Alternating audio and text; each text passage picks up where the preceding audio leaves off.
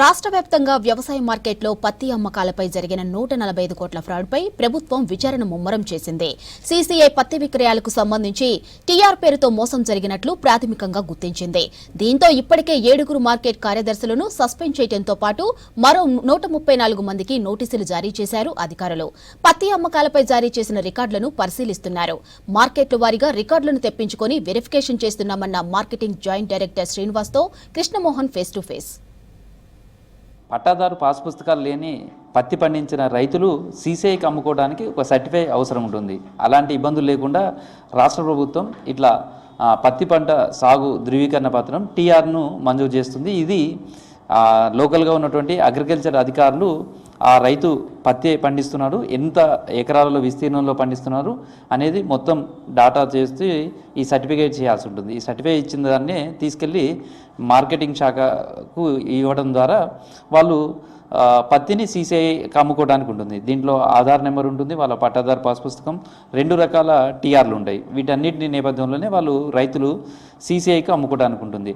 పత్తి సాగు చేశారు, దీన్ని అమ్ముకోవడానికి అవకాశం ఉంది కాబట్టి ఎంత విస్తీర్ణంలో వేశారు, గ్రామం పేరు, అదేవిధంగా సర్వే నెంబరు, మొత్తం విస్తీర్ణం, పత్తి సాగు ఎంత చేశారు, ఈయన కౌలు రైతా లేకపోతే ఏ కేటగిరీలో ఉన్నారు, ఇవన్నీ లేదా కౌలు తీసుకుంటే ఆ ఒరిజినల్ పట్టాదారులు ఎవరు, వాళ్ళ పేర్లు, వాళ్ళ ఆధార్ నెంబరు, వాళ్ళకి సంబంధించినటువంటి పూర్తి డాటాతోటి ఏవోనే సర్టిఫైడ్ చేసి ఇవ్వాల్సి ఉంటుంది.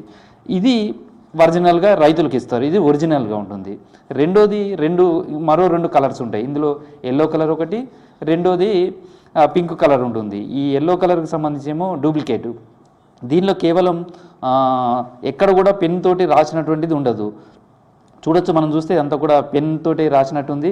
ఇది ఏవో దగ్గర ఒకటి ఉంటుంది, ఇంకోటేమో మార్కెట్ అధికారులకు ఇవ్వాల్సి ఉంది. ఈ 2కి సంబంధించి కూడా ఈ 3 ఒకే రకమైనటువంటి రైటింగ్ ఉండాలి, ఒకే రకమైనటువంటి వివరాలు ఉండాలి. కానీ ఇక్కడనే తేడా రావడంతో ఇది మొత్తం బయటకు వచ్చింది. ప్రస్తుతం అయితే రాష్ట్ర వ్యాప్తంగా కూడా దీనికి సంబంధించినటువంటి ఎంక్వైరీ జరుగుతుంది. ప్రస్తుతం మనం వరంగల్ రీజనల్ ఆఫీస్లో ఉన్నాం. ఇక్కడ కూడా అధికారులంతా కూడా ఇప్పటివరకు రైతులకు సంబంధించినటువంటి టీఆర్ బుక్లు ఏవైతే ఉన్నాయో వాటన్నిటిని కూడా వెరిఫై చేస్తున్నాం. ప్రస్తుతం జేడీ శ్రీనివాస్ గారు రైతులు మాట్లాడదాం. సార్, ఎంక్వైరీ ఏమేమి జరుగుతుంది సార్? అంటే ఇప్పటివరకు టీఆర్లకు సంబంధించి చాలామందిలో అసలు ఈ టీఆర్ అనేది ఎన్ని రకాలుగా ఉంటాయి?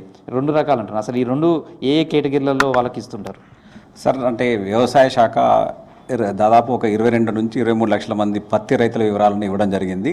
అది మేము సాఫ్ట్వేర్లో వేయడం జరిగింది. ఆ సాఫ్ట్వేర్లో కాకుండా ఎవరైనా రైతులు మిస్ అయ్యే అవకాశం, క్రాప్ బుకింగ్ అప్పుడు కావచ్చు, కౌలు తీసుకున్న వాళ్ళు, RYFR నాన్ డిజిటల్లీ సైన్డ్ ఈ రైతులకు ఇవ్వడానికి టీఆర్ టెంపరీ రిజిస్ట్రేషన్ ఇవ్వడం జరిగింది. ఈ టెంపరీ రిజిస్ట్రేషన్ అనేది మన జిల్లా కలెక్టర్ గారి అనుమతితోటి బుక్కులు ప్రింట్ చేసేసి ఏఈఓలకు ఇచ్చేస్తే ఏఈఓలు వాళ్ళు సర్టిఫై చేసి ఒరిజినల్ కాపీ రైతుకి ఇస్తారు, డూప్లికేట్ కాపీ ఏఈఓ ఉంచుకోవాలి, 3rd కాపీ మొత్తం అయిపోయిన తర్వాత మాకు బుక్కులతో ఇవ్వాల్సి ఉంటుంది. దీంట్లో అంటే కొన్ని దిద్దడము, ఓవర్ రైటింగ్ చేయడము, కొన్ని ఫ్లూయిడ్ పెట్టడము, కొన్ని అడిషనల్గా కూడా ల్యాండ్ రికార్డ్స్ను అంటే దాదాపు ఒక 2 ఎకరాలు ఉంటే దాన్ని 6 ఎకరాలు చేయడము, 4 ఎకరాలు చేయడం ఇట్లా దృష్టికి వచ్చింది, ప్రభుత్వ దృష్టికి వచ్చేసింది.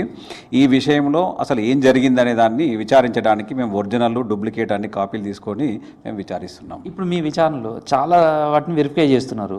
ఏ ఇష్యూస్ ఎక్కువగా ఉన్నాయి ఇప్పుడు ఐడెంటిఫై చేస్తున్నారు కదా, ఏమేమి ఉన్నాయి అందులో? మీరు ఐడెంటిఫై చేసిన ఇప్పటి వరకు ఉన్న వాటిలో ఏమున్నాయి?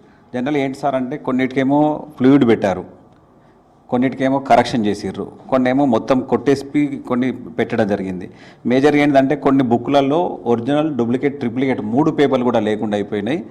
హ్యాండ్ రైటింగ్ అనేది మన పెన్నుతోటి ఒరిజినల్నే ఉండాలి, డూప్లికేట్, ట్రిప్లికేట్లో కార్బన్ పేపర్ తోటి ఉండాలి. ఆ ఒరిజినల్, డూప్లికేట్లో కూడా మళ్ళీ పెన్నుతోటి రాయడం జరిగింది.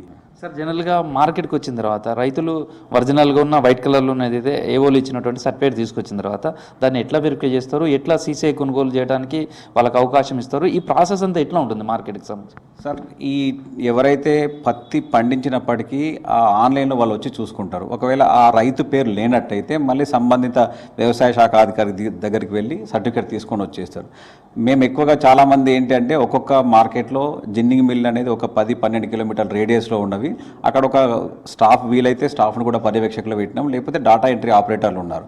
వాళ్ళు ఈ రికార్డులు కొన్ని మార్కెట్లో కూడా చేయడం జరిగింది. ఈ ఒరిజినల్ కాపీ తీసుకొచ్చి ల్యాండ్ రికార్డు ఆధార్ అన్నీ తీసుకొచ్చేస్తే వెరిఫై చేయడం జరిగింది. దాంట్లో ఏమైనా దిద్దుబాట్లు ఉంటే కొన్నిసార్లు ఏవోలో కూడా ఫోన్ చేసి కరెక్టే లేదా అని తెలుసుకున్నారు. ఇక్కడ ఏంటి సార్ అంటే పని ఒత్తిడి, ఆ రైతు వచ్చిన తర్వాత దాన్ని ఎక్కువసేపు వేడి చేస్తే ఆయన నెట్టేసి మేమేం తప్పు చేయట్లేదు, మేము కావాలనే ఉద్దేశం కొద్దీ తీసుకురాలేదని జరుగుతుంది. ఓవరాల్గా అంటే మీతో పాటు ఎన్ని డిపార్ట్మెంట్లు ఇందులో ఇన్వాల్వ్ అయినాయి ఈ మొత్తం ప్రాసెస్లో? సార్ ఫస్ట్ అగ్రికల్చర్ డిపార్ట్మెంటే దీంట్లో సర్టిఫికెట్లు ఇస్తుంది. రైతుగా గుర్తించేది మాత్రం వ్యవసాయ శాఖనే. ఆ రైతు గుర్తించిన తర్వాతనే మా దాంట్లో సాఫ్ట్వేర్ వేసి మేము రైతు ఉన్నాడా లేదా ఆధార్ నెంబర్ కొట్టి ఎంత పండించాడని గుర్తిస్తుంది. తర్వాత సీసీఐ ఏంటి సార్ అంటే క్వాలిటీ వాళ్ళు చూసుకుంటారు. సీసీఐ కొంటా అంటేనే ఇవన్నీ స్టార్ట్ అయిపోతాయి. సీసీఐ క్వాలిటీ లేదు, సరిగ్గా పత్తి లేదు అంటే మేము ఎవరేం చేయలేని పరిస్థితి సార్. సో ఇప్పటివరకు ప్రభుత్వం ఎంతమంది అధికారుల మీద చర్యలు తీసుకుంది ఈ ఇష్యూలో? సార్ రాష్ట్ర స్థాయిలో దాదాపు 7 ఉద్యోగులను మేము అంటే సస్పెండ్ చేయడం జరిగింది. దాదాపు 134 మందికి మెమోలు ఇచ్చేసి వాళ్ళు అది అంటే మీరు రిప్లై ఇవ్వాలని చేశారు. దాంట్లో భాగంగానే మేము అన్ని ఎంక్వైరీ చేస్తున్నాము. ఏమైనా తప్పులు ఉంటే ప్రభుత్వం దృష్టికి తీసుకొస్తాము. ఎవరు ఉద్దేశపూర్వకంగా చేశారా వీటన్నిటిని గుర్తించే ప్రయత్నం అయితే జరుగుతుంది. ప్రభుత్వం రైతుల విషయంలో సీరియస్గా ఉంది. రైతులకు ఎక్కడ కూడా అన్యాయం జరగకూడదు. ఈ ఇష్యూలో పూర్తిగా నిగ్గు తేల్చే విధంగా కూడా ప్రభుత్వం ఈ ఎంక్వైరీ అంతా కూడా కొనసాగిస్తుందని చెప్పుకోవచ్చు. వీడియో జర్నలిస్ట్ దశరథ్తో కృష్ణమోహన్, V6 న్యూస్, వరంగల్.